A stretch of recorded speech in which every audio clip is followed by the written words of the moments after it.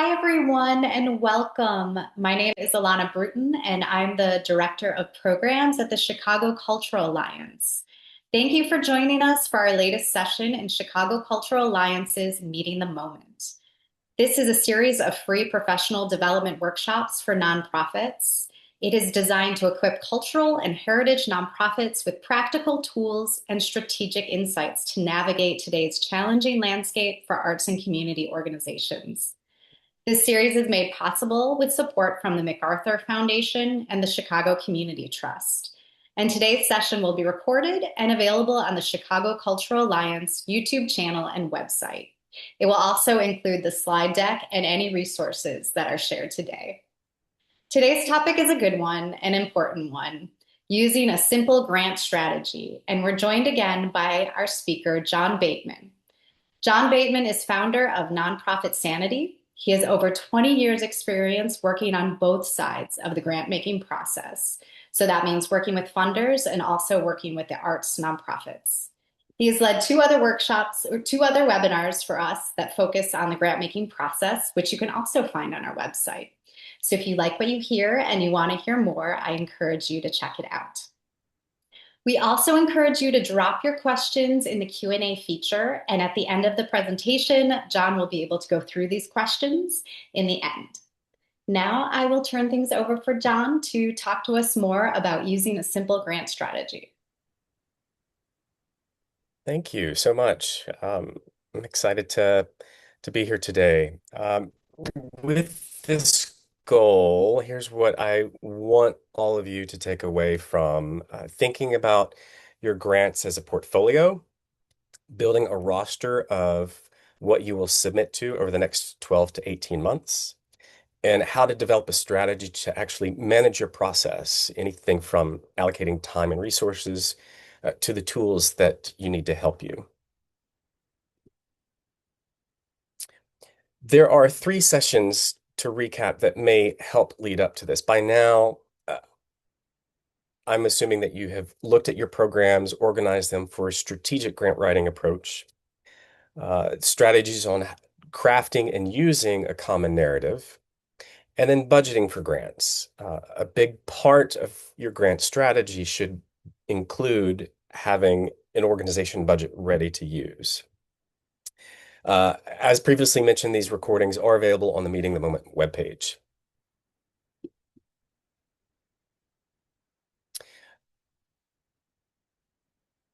One of the questions that comes up for me when I'm working with nonprofits is how do you apply for grants? Do you submit as you find them? Do you plan ahead? What is your strategy for applying to grants? Do you identify those opportunities in advance and then allocate who is going to apply? Do you allocate your time? That's what I want you to think about, is how can you allocate your time and energy to applications and opportunities you want to submit to in advance so that you can submit stronger applications and increase your chances of funding. Particularly with smaller arts organizations, whether you have an ED or you're all volunteer run, you can really end up trying to do everything yourself, and that's what I want you to avoid. A lot of times, especially with smaller organizations that are either new to the grant strategy or trying to revamp the existing strategy they have, can feel overwhelmed, a little lost, out of place, especially if your grants that you do get are coming from the same funders and you want to branch out and reach other opportunities. These are some of the common questions that I hear. How do I research for new opportunities? How do I organize my process in applying and researching and submitting grants? How do I work with others? That could mean, how do I work with a board? How do I work with volunteers? How do I work with a paid grant writer? All of these have different answers and different factors to consider, but they're important as you allocate your time and your resources. Another one that comes up a lot lately, particularly, is how do I submit to invite-only funders and donor-advised funds? I'll cover this briefly, and we can talk about strategies around those. How many applications do I need to submit?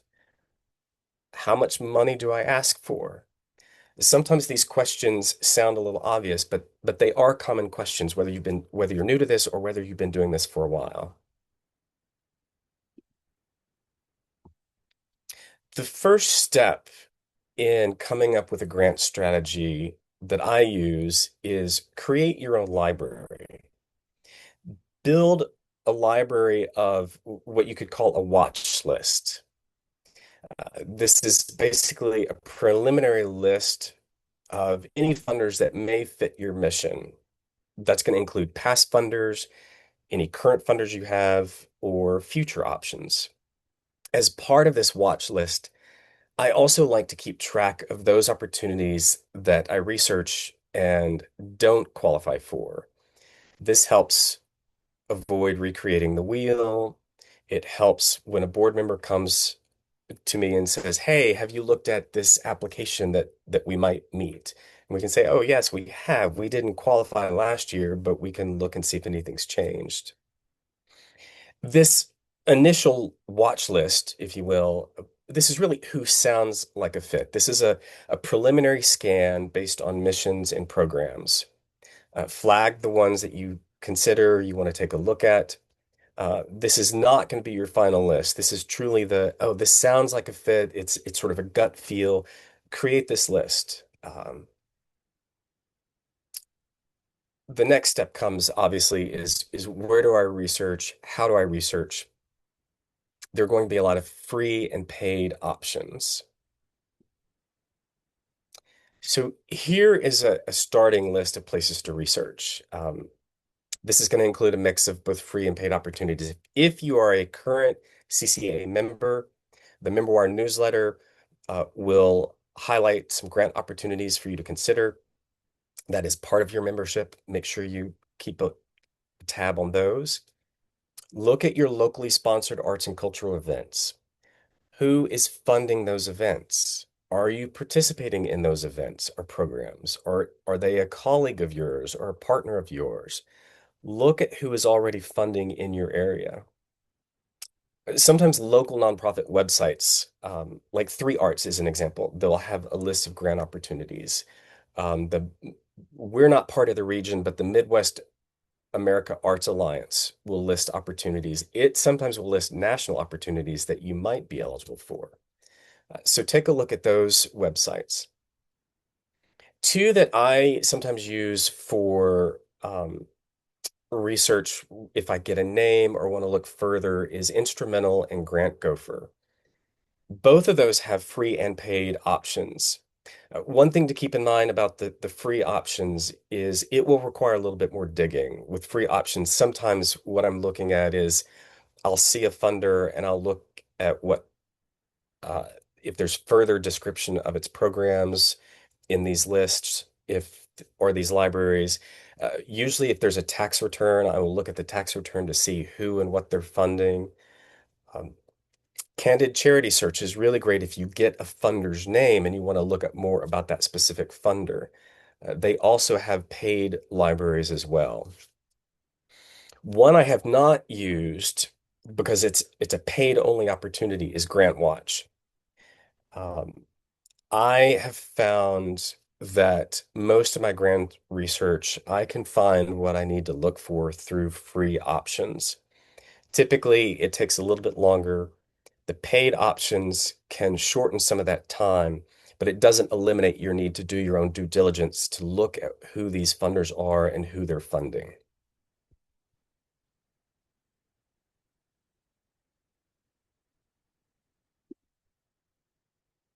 Once you have your watch list, the next step is to create your own roster or portfolio.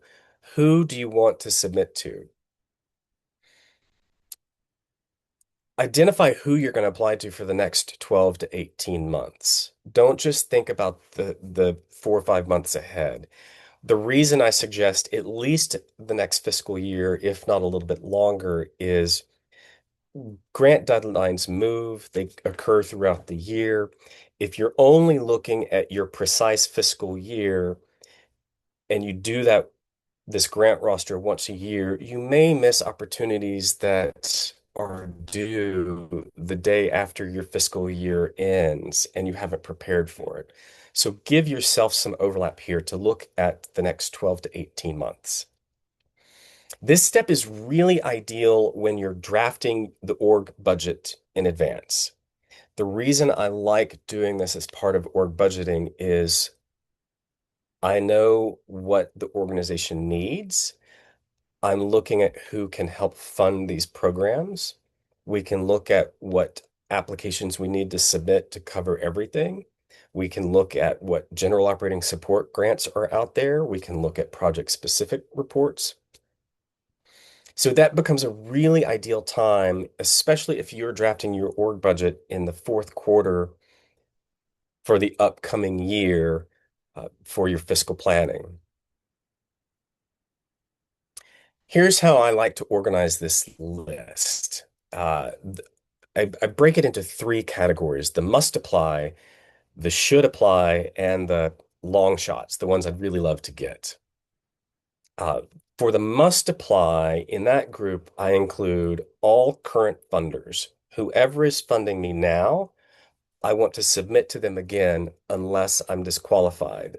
For example, the Illinois Humanities General Operating Support Grant has an eligibility that basically makes you skip every other year. All current grantees, all public funders, so all government funding. So that for Chicago-based organizations will be DCASE, the Illinois Arts Council, the Illinois Humanities, if you have humanities programming, uh, as well as the national funders, which I understand there's a lot of debate and philosophical wrestling with whether or not, as cultural organizations, we want to be applying and submitting to the NEA or the NEH current guidelines. With that issue aside, keep them on your radar and consider applying to them because guidelines change. The current administration will change, and it's not something to dismiss without thought. Also consider any eligible community foundations in your area. So there may be, for example, if you're located in Evanston, the Evanston Arts Council has a grant available. Naperville has a grant available. Look at whoever your local granting agency is, whether it's the government or whether it's a community foundation. Um, the should apply. These are all funders of organizations that are similar to you. Your colleagues, they have similar archives, maybe they do similar types of exhibits and programming, and you meet all or maybe nearly all of their published guidelines. So that the first question would be if you don't get the grant or if you're not getting funding from them, your immediate question is, oh, why don't we fit? Why aren't we getting that grant? So these are the ones I should apply for, especially if they are prolific in your community. And then the long shots. Always include one or two of these. These are the funders that maybe you've never applied to them, but they're appealing because you meet most of the criteria. These are often good for your experimental grants, your multi-year grants, your larger grants, things that you're like, gosh, if I get this, it would be amazing. But it's not the ones that you absolutely need to stay in existence. I will share with you an experience I had. This is great for new funders as well. When I was the executive director of an arts agency, we had an arts education program that where we hired a teacher, a teaching artist to go work with after-school programs to provide arts education. There was a funder that funded fellowships in our region and in that program area. We had never submitted to them before, and we ended up submitting an LOI that got accepted. We applied for a 1-year grant, and I got a phone call from the funder, and they ended up awarding us a 2-year grant, which I had never seen that happen before. But that's why I always encourage organizations, pick a couple of long shots and see what happens because you don't know what relationship you might build if you're not looking. When you're building this roster, especially when you're doing it with your budget, Identify by name at least 80% of the funders that you plan to submit to over the next 12 to 18 months. So if you're starting out new and you decide I want to do one grant application a month on average, so 12, uh, identify about 9 or 10 of those. Always leave one or two to be determined for the flexibility and the unexpected opportunities that come up. One that came up recently is the A4A fund. Um, it's for Asian American art organizations, and it recently opened up a grant that it's the first time either ever in a while that they're awarding outside of New York City. We can't predict the future, and so always give yourself some flexibility to add a grant later in your time period.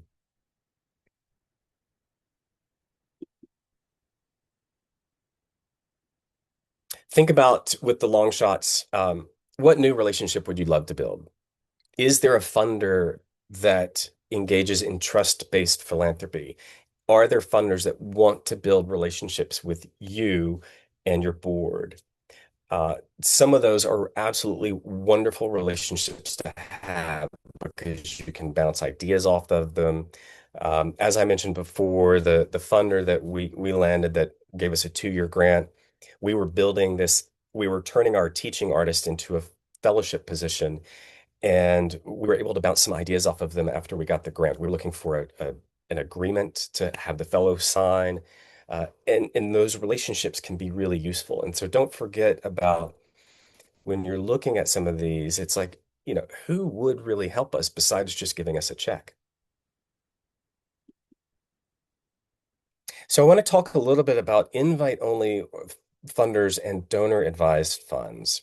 So invite-only funders are the ones that they may not have a website, or on their website they will say, we do not accept unsolicited applications. Look at the website and see if there is a clear query process. Funders that will say, we do not accept unsolicited applications, some of them will accept an email introduction from you. Look and see if that's on their website. And if it is, look and see what they want from you and take advantage of that. Don't chase for approval. The energy you spend on an invite-only funder might be energy that's better spent for those funders that do want to build relationships with you. If there is no query process, but you do have a relationship with a staff member at the funder, or they have a relationship with your board or your programming, consider an informal, are you interested in learning about our work? Don't be afraid of the casual ask when you have a building relationship or a budding relationship with that funder. Donor advised funds. So these are typically the funds that are held by a community foundation or other nonprofit where individual donors suggest and direct where funding goes to the sponsoring organization and who gets the money out of those funds. Most donor advised funds do not solicit applications. A lot of sponsoring charities do not provide input to the donor advised funds. Some might, but that takes work to find them. Most of the, I have some on the slide, but most sponsoring charities promote the use of GuideStar to their donor advised funds and the people who are making decisions for those donor advised funds. Consider updating your organization profile if you want to grab the attention of donor advised funds. The other suggestion I have is sometimes building a relationship with the sponsoring charity, like the community foundation, can help. At most, that's going to help the community foundation understand not just you, but understand the market you're serving, the community you're serving, the needs of that community. There are rare community foundations that are basically hired by the donor advised fund to make suggestions, but that is not common. But the best way to get attention of these is to build these relationships. As far as cold contact, that may not be worth your time. The question I have for you is that time better spent building relationships with individual donors? Cold contact to an invite-only funder or a donor-advised fund, if you already have individual donors, that might be time better spent to your other revenue streams where you already have an existing relationship and you can work on that relationship.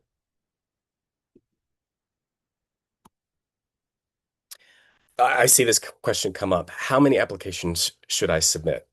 There's a lot of opinions. You can do a Google search and get a lot of mixed data on how many applications are being submitted, the win rate. All of those questions and answers have an extreme amount of variables going into them. Volume is not a strategy. Don't throw everything out there and see what lands. That is a lot of time that could be better spent with your other relationships. One of the questions that can might help think through this is, well, am I applying to more funders every year and I'm not winning more grants? That might be a good time to reevaluate what you're doing. If you're new, how much time do you have? Um, is the biggest question. And think about if you're new at this, one a month is manageable, especially if you have support that will help you manage this. Um, some of the numbers I do see on like a win rate, which I'm a little reticent to talk about win rates because the best grant writer can't write your programs into a quality program. You have to have good programming. The best grant writer can't cover up factors that you might need to work on, such as have you filed your 990 in the last 2 years? Do you have an organization budget? Does your board meet? Grant writing is not going to cure those deficiencies. One of the things I've seen is like some organizations might win one out of three, or maybe even I've got some clients who they apply for like 20 grants, they get like 8 to 10, so about half. It could be small. It could be you submit 10 or 12 and you're new and you get one grant, but one grant is better than zero and it starts the process.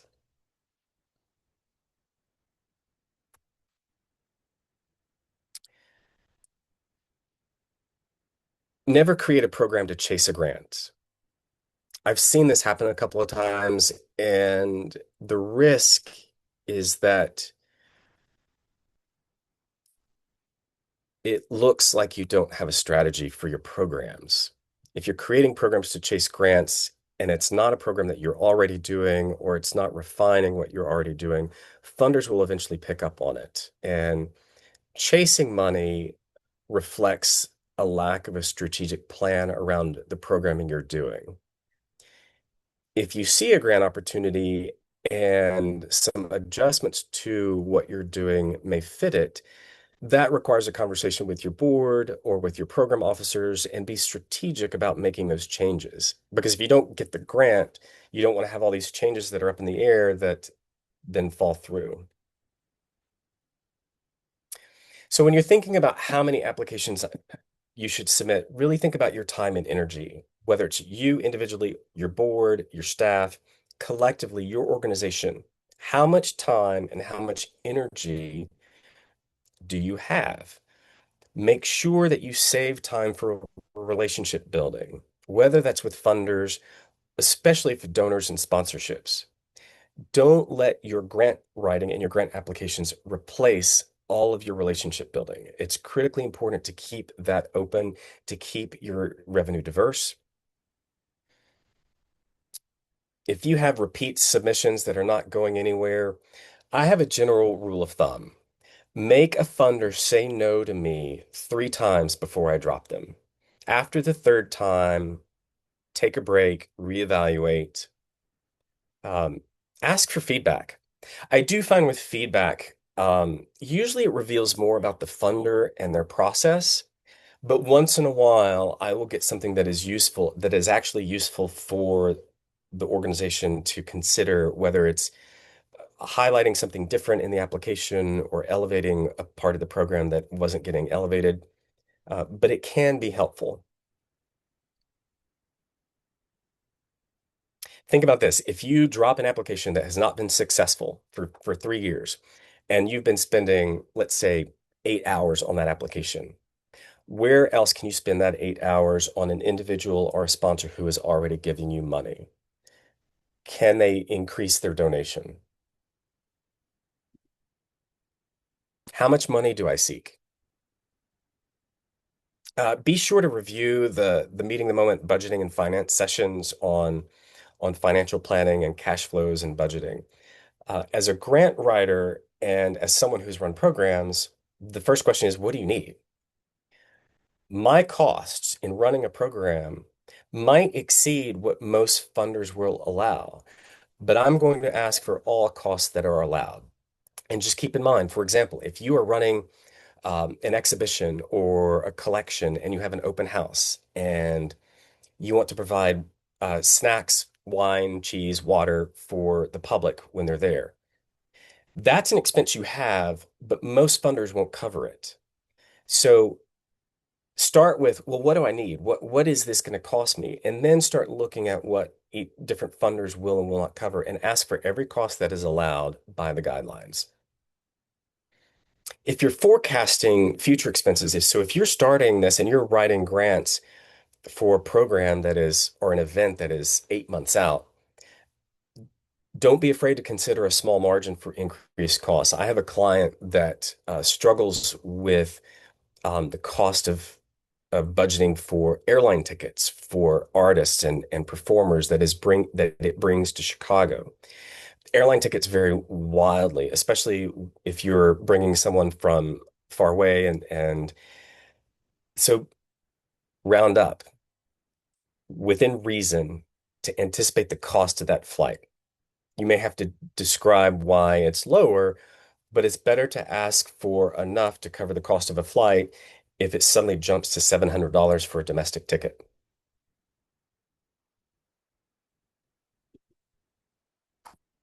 So I want to talk a little bit about managing the process. Um, for me, this is all about organizing and calendaring. Um, Once you've identified your roster, that gives you a starting point for how to organize and calendar. Calendar all of your dates that you know. I like Google Calendar because I can create alerts. I can create alerts that will email me 2 weeks, a month in advance. This is something that I am constantly revamping in my own work. Uh, Something new I'm starting is I now include a start date for me for the application. So if a deadline is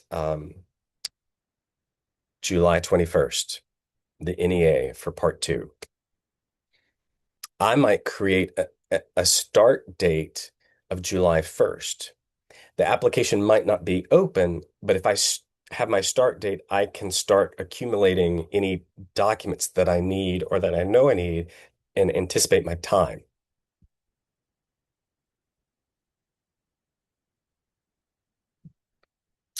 As you draft, identify all the required documents. This is also something you can do far in advance if you know that you're going to need it. A common document that is often required is a work sample document or supplemental information. You can prepare that in advance, especially if you're doing a summary of what you did last year.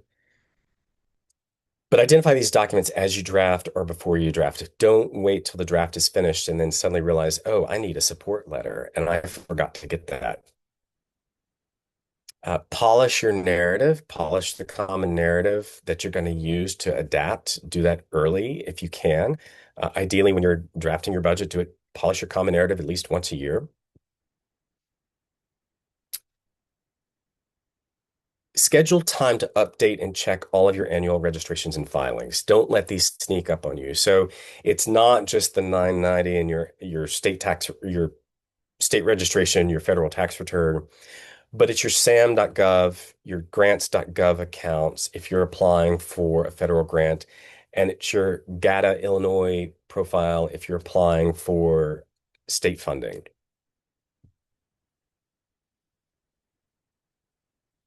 One thing I want to mention about calendaring, if no deadline is posted when you're doing your planning in advance, sometimes as a benchmark, you can use the previous year's deadline as a guide.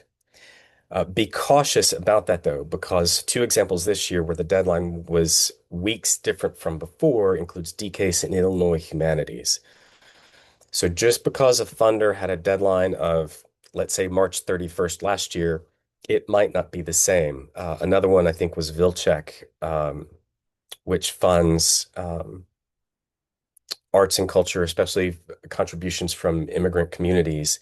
Last year, I believe one of the deadlines was 6:30, and I think this year it bumped up to 4:30. So if the deadline isn't posted, you can use the previous year's deadline, but just create an alert to check that deadline midway through the year.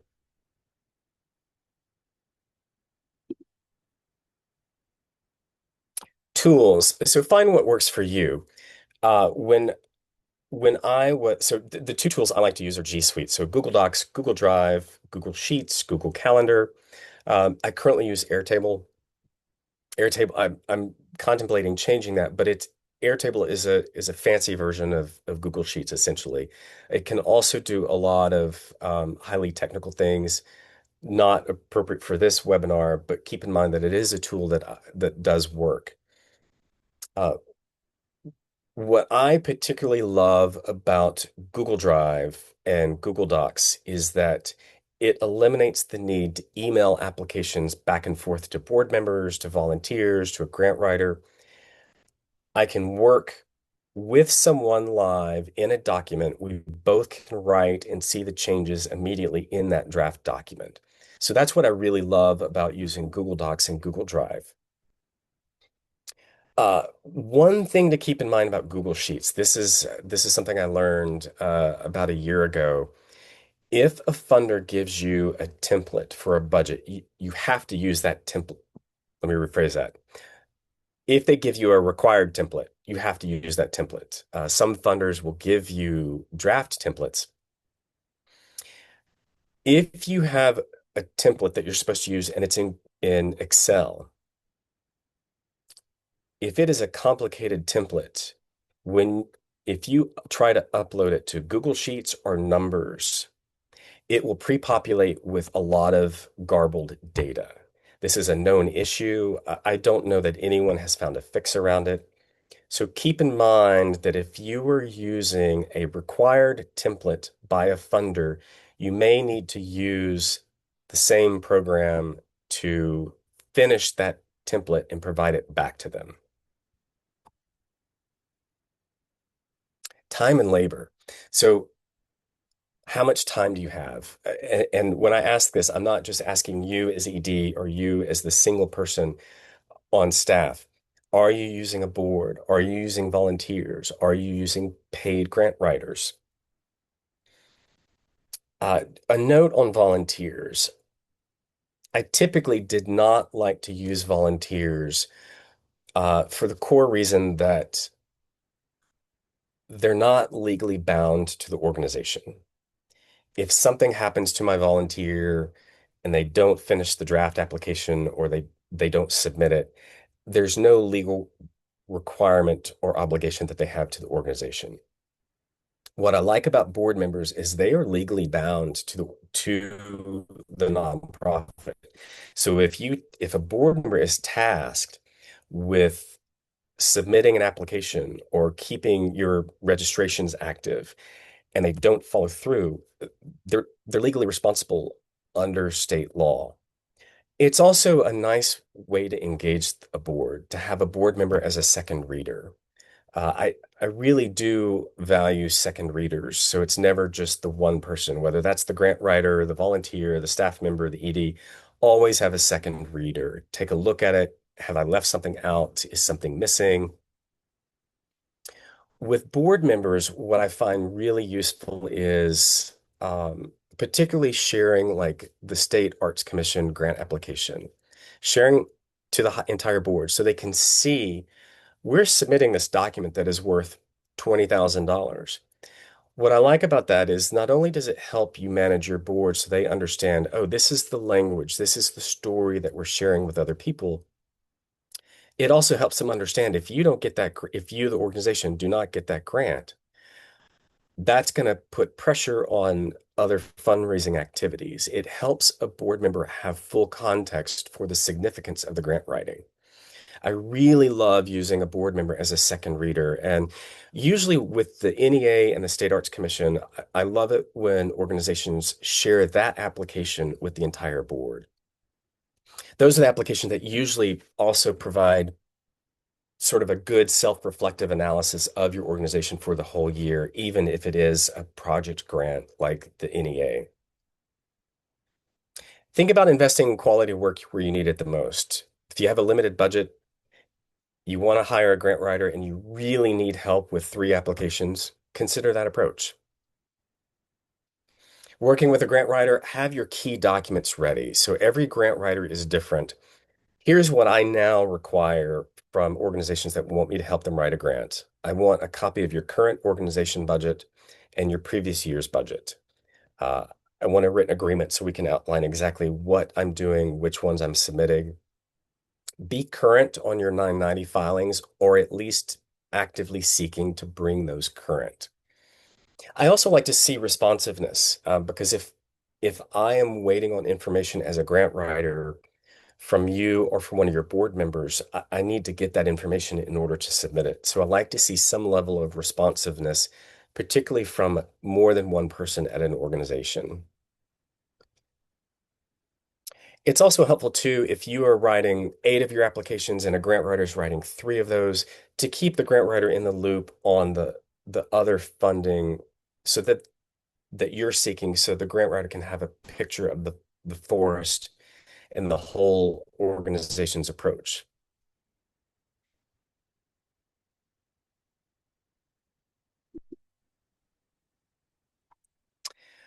Something to keep in mind, don't put all your eggs in one basket. Please remember to save time for donor and sponsor stewardship, spending time with your donors and your sponsors. There are plenty of fundraising resources as part of this series to reconsider.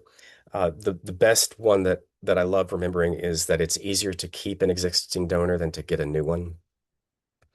Be sure to allocate time to your annual campaign. One way that I did this when I was an executive director is I treated the annual campaign, that time block, as if it was submitting to a major grant funder. That helped me ensure that I spent at least 10 to 12 hours or whatever that time block was on that annual campaign.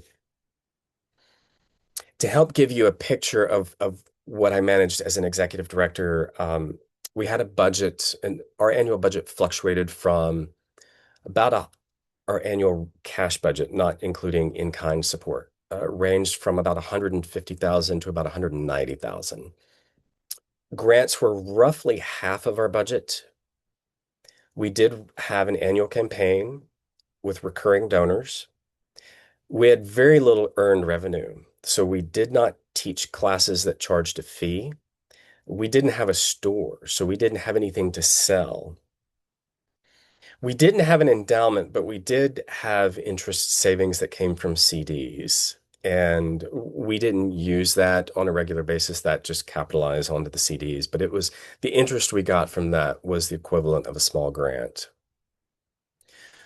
We did also run events with sponsorships, which contributed a big chunk to our revenue. And so I hope this helps give you an idea of grant writing should not be your only piece of the puzzle. It can be a significant piece of the puzzle, but make sure you're not losing those other relationships. Where do you really need the support? And think about your time and energy for the entire year and the season. It's going to vary by season. If you have a major event in the fall, how is that going to impact and disrupt your grant writing?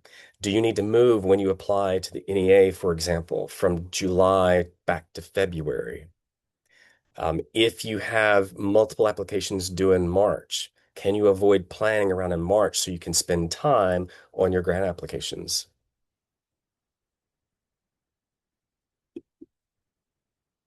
I want to throw in a bonus slide here because I have not talked about this during this series, but the art of grant writing. This comes up a lot. It is an art, telling your story. There are a lot of ways to tell your story. One thing that I see often getting lost in grant applications is the human element. Include the human element of your work when writing. Uh, Avoid letting it get buried somewhere deep in the application when you talk about impact. There are different ways to do this. It will always depend upon how much space you have in the application. Uh, One good tip for me comes from journalism. Look at how journalists handle mundane topics, topics about um, that might be very technical or involve complex issues like insurance. The human side of the story is what comes first. It's what leads the journalist through the topic. Think about if there's a way to include your human stories when you're describing your programs or when you're describing your organization history. Is there something that stands out? There are a lot of free resources on grant writing, and I've listed several here. Arts Midwest has a number of webinars that are free. Candid Learning has free resources. There are some paid ones too, so just make sure you're picking the free ones. A nonprofit that I like that has a lot of free, it also has a lot of paid opportunities is Nonprofit Learning Lab. Um, Fair warning, if you sign up for them, you'll get a couple of emails a week. But I've attended some of their free workshops and I do like them. And then don't forget your local and your statewide nonprofits. Like this is an example right now of a free webinar that's available through a regional nonprofit. There are others, and there will be some that will focus on the art of grant writing and the strategy around an LOI and how to approach invite-only funders. So make sure you use those resources as well when you tap into allocating your work and your strategy. So I'll turn this back over to Chicago Cultural Alliance for questions. Thank you so much, and I look forward to hearing from all of you. Thank you, John. This was really, really helpful information. I really love the individual approach that you are providing organizations to really look at their time and energy. And especially your tip of one application a month is a great starting point. So I want to encourage anyone who has questions to put it in the chat, and we will have a little bit of time to get to that. But I thought maybe we would start off with one that I had. I was curious what your approach for partnering on grants. Do you, in your buckets, do you ever suggest that organizations, nonprofits partner with each other and work on grants together? Is that something, you've seen successful? That is a fantastic question, and I can't believe that I didn't anticipate that. Yes, absolutely. A couple of things. So we did when I was running the Arts Council in Mississippi. This is exactly something we did because it allowed five of us who were regional by county to apply for a statewide funding opportunity. And there's a couple approaches to do that. Some funders will expressly allow for collaborative grant opportunities. Some funders want a lead organization. We had an organization that could serve as a lead within its mission. And so the five of us worked on that. And the programming was split among all five of us. The grant was to be split among all, it was covering the collective expenses of all five of us. And it was a traveling exhibition that traveled around the state. And so that was a great way. It required mission alignment and program alignment. And all five of us, we were already doing these exhibits. We all had similar missions. And so it was a natural fit for us to then take our separate programs and put them together So it didn't require board approval. It didn't require really any change. It was just how we wrote the application and what the funder required of us. And it did allow us to become eligible for a funder that required a statewide program. Thank you. We do have a question from one of our participants. They say, you say not to go the grant chasing route. Now, what if in your program something surfaces that could turn into something meaningful? Wouldn't that be a legitimate way to chase a grant? I would not describe that as chasing a grant. If you are already doing it or the idea comes out of a program, absolutely. Like, be strategic and thoughtful about it. Uh, Depending upon how your organization is managed, maybe it requires board approval, maybe it doesn't. But go into that thoughtfully. Go into that thoughtfully. A change like that, I would generally suggest you plan now and start it in the next fiscal year, because then that becomes an easy story to tell to an organization of, we were doing XYZ. And out of this feedback we received, realized we should also be doing one, two, and three. So in the next fiscal year, this is what we're doing. I would not call that chasing a grant. I would call that responding to your community, being strategic and thoughtful about it, and absolutely take advantage of that funding opportunity if it's a direction you want to go. When I say chasing a grant, what I mean is you're an arts organization. Let's say you have a collection. Let's say you do public programming. Let's say you do some public programming around arts education. And let's say you have an after school program for children that's arts based. You suddenly see a grant that will fund um,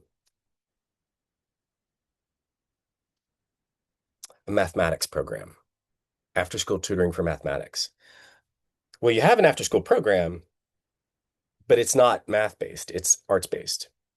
If you suddenly out of the blue apply for that grant, that's what I mean by chasing funding. You suddenly shift gears. And I've seen organizations do this. Well, they will be an arts organization 1 year, and in 2 years, without a strategic plan, they're now looking at science and technology. That's chasing a grant. But when you're thoughtful about it, it's based on feedback and you're discussing it internally and you're strategic about it, then it becomes absolutely something that you should go for.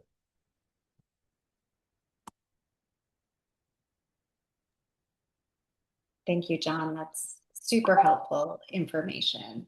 One quick note, John, you can turn off your screen sharing, and then I think we'll Oh, actually be able to see your face even better. oh, that's great. Thank you. And then another question for you. I know you had mentioned that you have a lot of experience also working from the funder end of things. I'm curious if you have a tip or a suggestion to something that you've heard that they really look for on grant applications, like if there was anything above all else that, funders love to see.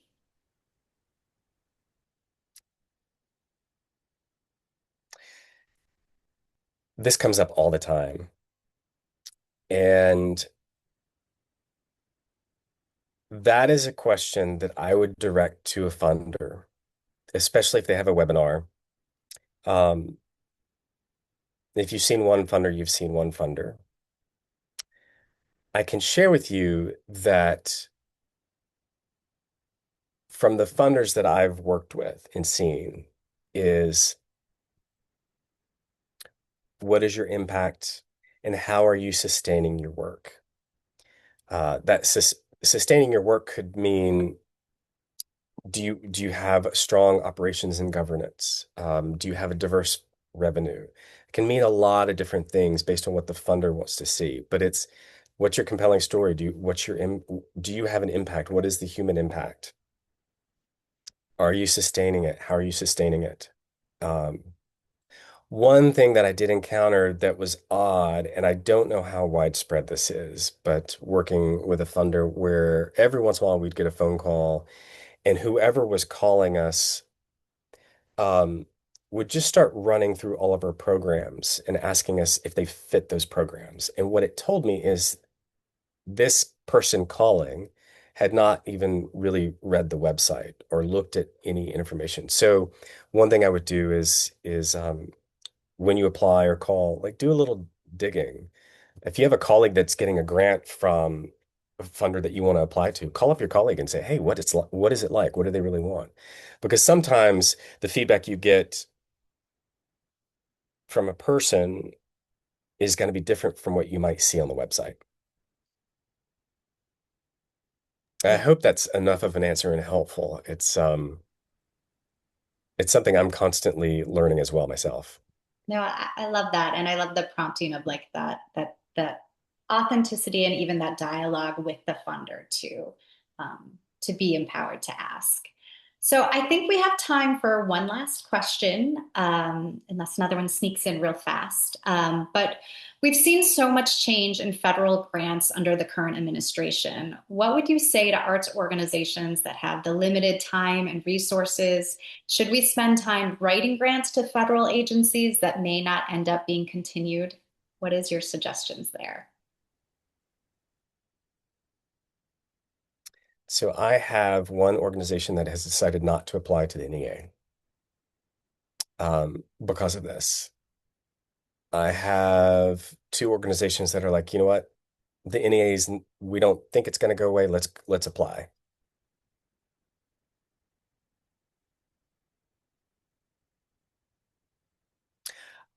For me, it comes down to where do you want to spend your resources? And if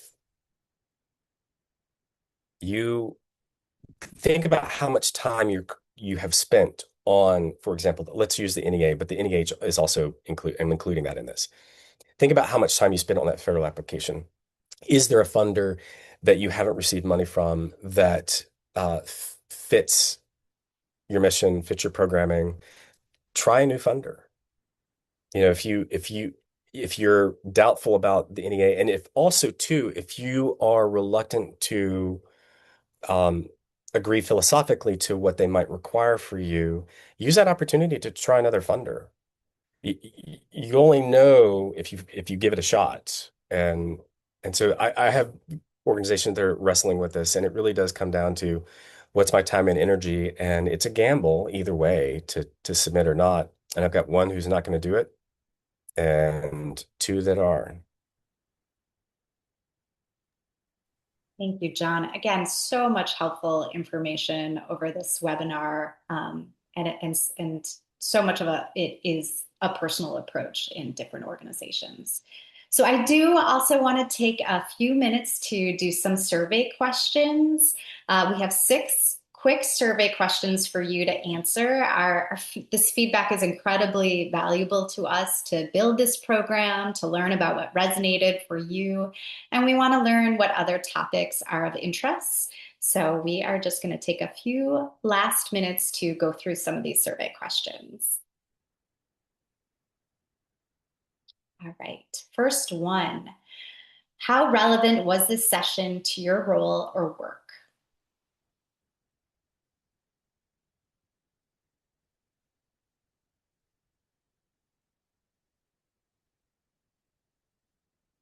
Great.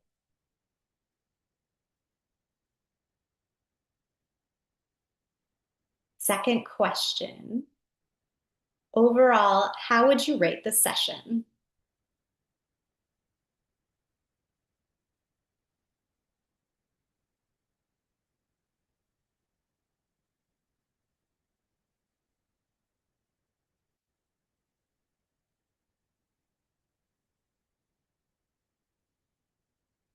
This is a short answer, so I'll give you a little more time, but what is one idea, tool, or insight from this session that you plan to apply or explore further?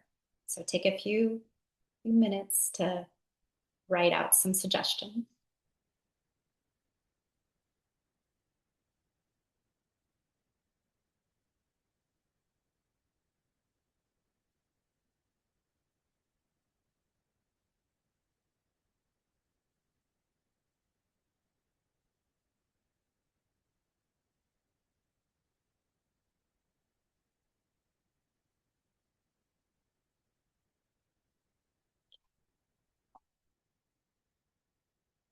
What would you like to learn more about related to this topic?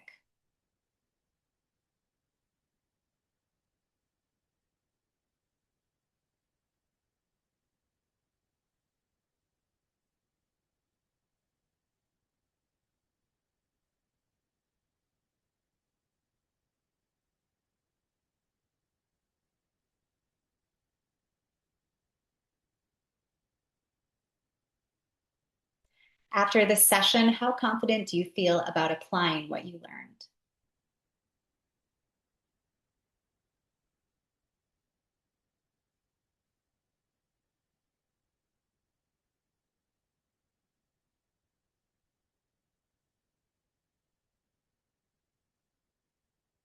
And this is the last question. What topics or practices would you be interested in future meeting the moment sessions?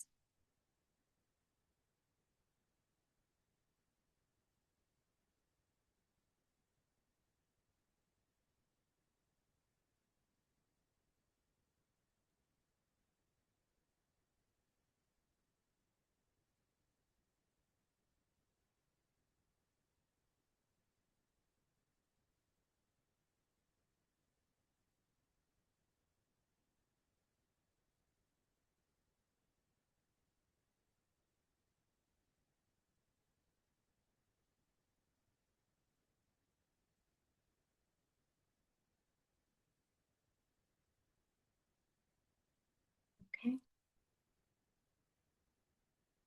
Thank you so much for joining us today, everyone. And John Bateman, thank you so much for your presentation. I know I learned so much and it was so practical and so helpful.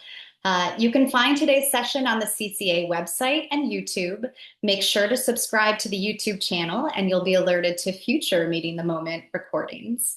Our next session will be on July 30th at 10 a.m. The topic is creating cash flows and budgets, another really useful topic, and I hope to see you there. So thank you again, John. Thank you everyone for joining us.